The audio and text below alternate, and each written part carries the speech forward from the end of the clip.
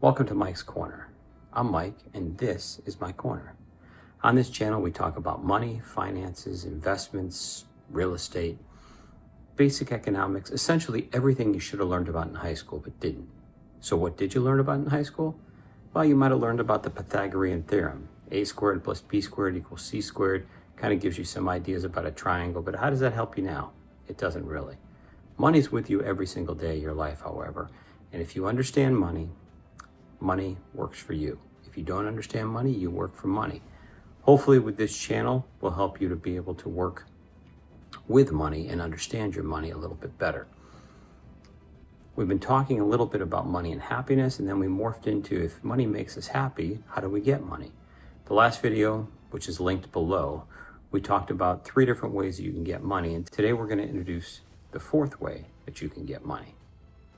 If you like what you hear, subscribe to the channel, hit the like button, ring the bell, do all the things you're supposed to do on YouTube. Now let's get to the video. The 4th way that we can get money is to earn it. Now this is not a revolutionary concept. It's been around since probably the beginning of time. One of the things we want to think about though is what it is we are trying to sell in order to earn money. The most popular things to sell are products or services.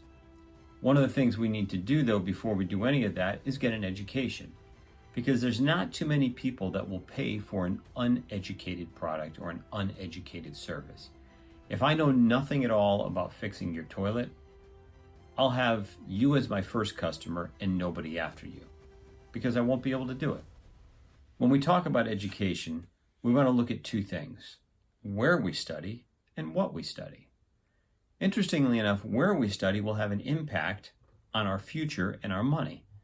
Now, I don't know if you realize this or not. If you've attended college, you probably do, but most of us have just attended one college. There are certain courses that are introductory courses, such as Accounting 101, Psychology 101, English 101. These courses are offered at a variety of institutions, and they all essentially contain the same stuff. I was an accounting major, so I can tell you that when you study Accounting 101, you'll learn about assets, liabilities, journal entries, classifications of assets, income statement type stuff. This is all the same information whether you attend your local community college, your state college, or an Ivy League college. The same courses, the same information. Yes, different instructors, different classmates, but at the end of the day, the education you're getting is the same. I would say that this is the case for accounting, English, history of civilization. It's all the same thing. When you learn about Mesopotamia and the Fertile Crescent, it doesn't change when you study it in an Ivy League school. And it's no different than the Mesopotamia and the Fertile Crescent or the 100 Years' War that we talked about earlier that you learn about at community college. What is different, though, is the cost. Something to keep in mind here. Because when you're paying thousands of dollars per credit hour in an Ivy League school to get the exact same education that you're getting for hundreds of dollars per credit hour at a community college, that's something to think about. We talk about wanting money and having money. One of the things that determines how much money we have is how much of our money that we give away. With the exception of certain specialized topics, the education that you receive at a state school is virtually identical to an education you'll receive in an Ivy League school. Now, there are some differences on the back end. The individuals that you attend school with may come from a more affluent background at the Ivy League school. As such, you may have access to their friends and to their colleagues and to their family, and you might end up with better job opportunities after college. Without picking on any individual institutions, I'd like to contrast 3 types of educations. The first one is your community college, the second is your state college, and the third is an Ivy League school. At a community college, as I mentioned before, English 101 is English 101.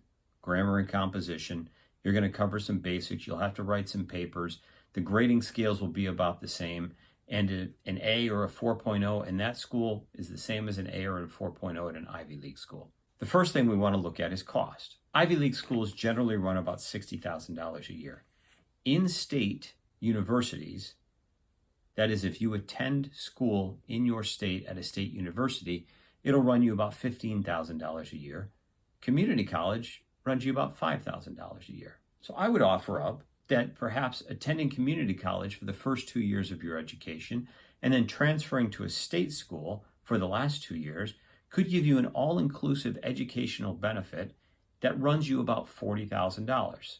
$5,000 a year for the community college, $15,000 a year for the last 2 years of state school, $40,000 all in. However, if you take a look at an Ivy League education, you're close to $60,000 a year.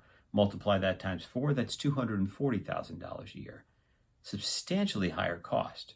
Now let's say you had $40,000 in pocket. You could pay for your entire education out of pocket, graduate debt-free, and start your career without any school loans.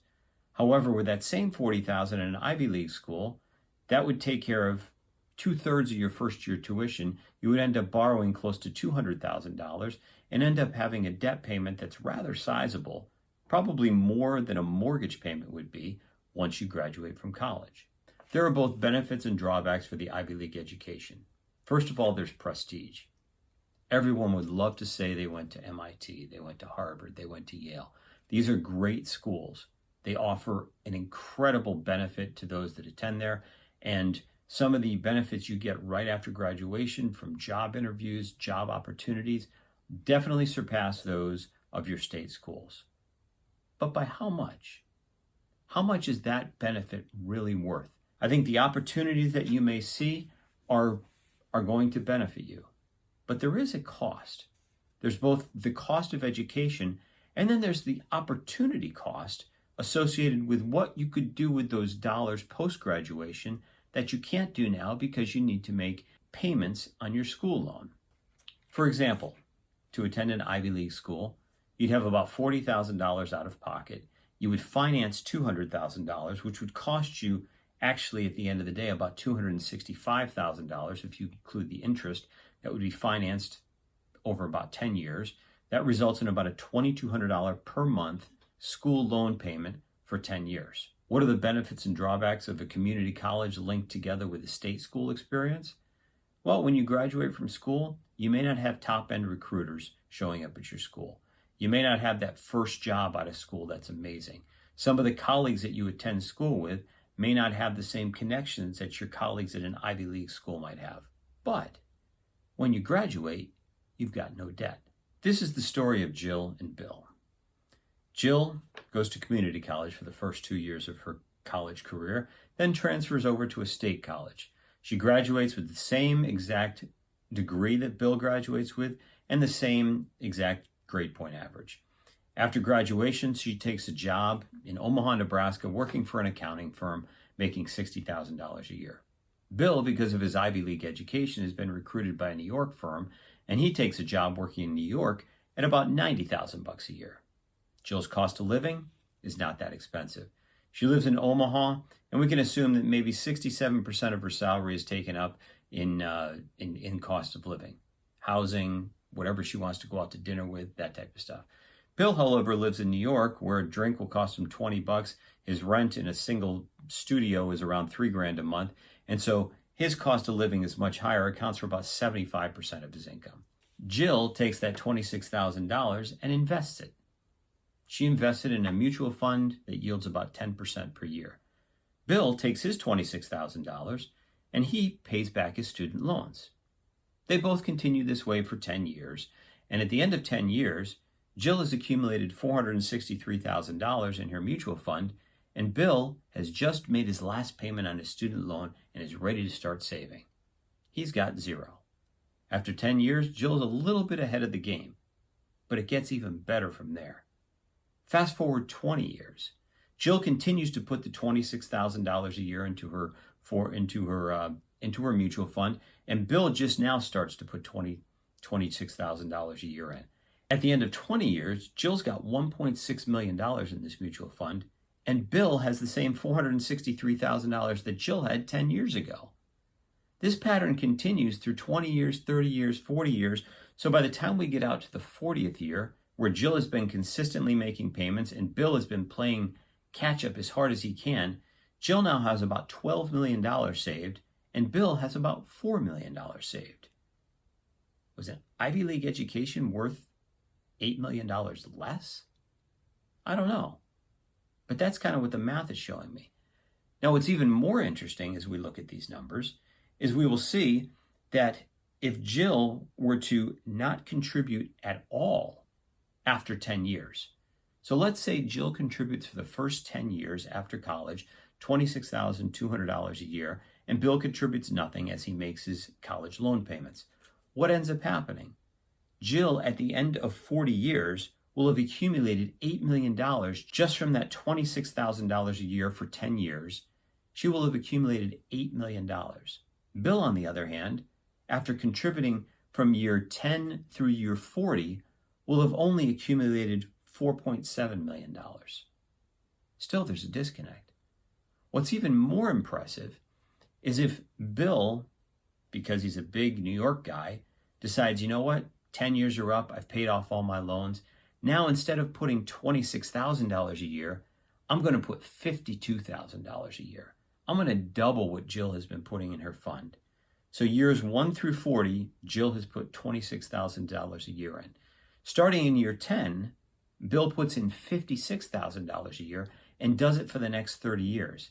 At the end of 40 years, Jill will have $12.8 million and Bill's only going to have 9.5. Where you go to college is just as important as what you study in college.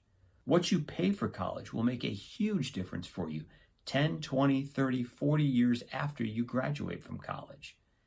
Now, there's something to be said about an Ivy League education. There are some benefits, there's some bragging rights.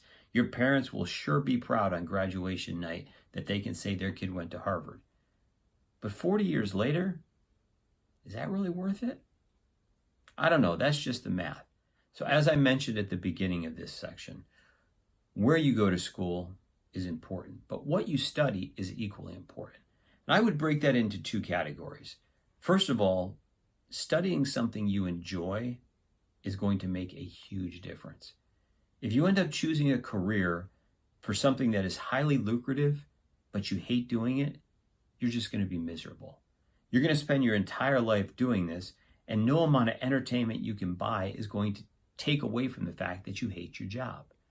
If you end up studying something that you love, you're actually going to be much happier even if you're making far less money.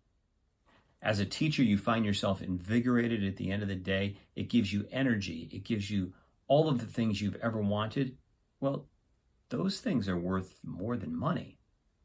Having that feeling in your soul that gets you up every morning and motivates you and inspires you, that is worth way more than any amount of cash. So what you study is important, especially if it's something that you love. All things being equal, what you study is going to make as much of a difference as where you study. It's going to determine how happy you are later on in your career. Now, there are certain fields of study that unfortunately do not pay the same as others. Salaries are not exactly equal across the board. Certain studies like sociology, gender studies, psychology, education, religious studies, these forms of study do not pay anywhere near as much as all forms of engineering, accounting, IT, computer sciences, actuarial sciences. Those second group that I just mentioned pay significantly more. Do they add as much value to society? I don't know. It's hard to argue that a teacher doesn't add nearly as much value as an accountant. Now, granted, it's nice that books are balanced, but the only way the accountant learned how to do that is because an educator helped him learn how to do that.